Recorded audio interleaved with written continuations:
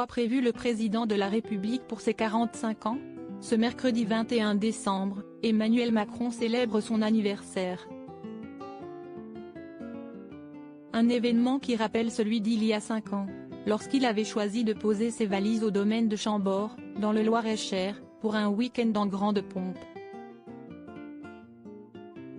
Le chef de l'État était accompagné de son épouse Brigitte Macron, ainsi que de leurs petits-enfants. La famille s'était alors installée au gîte des Réfractaires, à proximité du château. Un hébergement 4 étoiles affiché à 800 € le week-end, précisait alors Europe 1. La soirée d'anniversaire s'était déroulée dans les salons du château, en dehors des horaires d'ouverture. La location de la salle au château coûte 600 ou 650 € la soirée. N'importe quel contribuable peut le louer ou se le payer. Si estime moins cher qu'une salle en Île-de-France, avait confié les services de l'Élysée auprès de LCI. Pourtant, le locataire de l'Élysée s'était attiré les foudres de l'opposition. Je souhaite un bon anniversaire à Monsieur Macron. Si estime bien qu'il aille à Chambord, ça donne de lui une image monarchique qui lui va bien.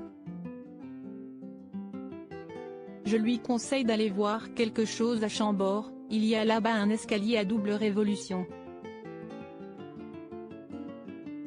De quoi méditer, s'était indigné le fondateur de la France Insoumise, Jean-Luc Mélenchon, après son interview sur le plateau du Grand Rendez-vous diffusé sur CNews et Europe 1. De son côté, le président de Debout la France, Nicolas Dupont-Aignan, avait martelé sur Twitter, pendant que les Français subissent impôts, insécurité, immigration, Macron fête ses 40 ans à Chambord. Les époques passent, l'oligarchie coupée du peuple reste. Quant au député LFI Adrien Quatennens, il avait ironisé, boum à Chambord pour l'anniv à Manu. Assiette en carton, bon bec et cotillon. Supérieur à découvrir les membres la famille recomposée d'Emmanuel Macron.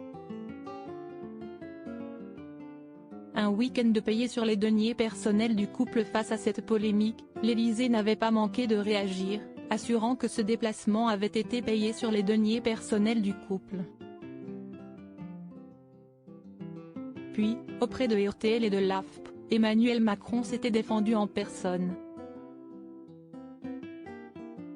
Il ne faut pas tomber dans cette espèce d'esprit chagrin qu'ont beaucoup qui voudraient voir toujours des symboles, avait-il lancé, à l'occasion d'un entretien organisé devant le célèbre château de la Loire, avant de souligner la vraie histoire républicaine de cet endroit.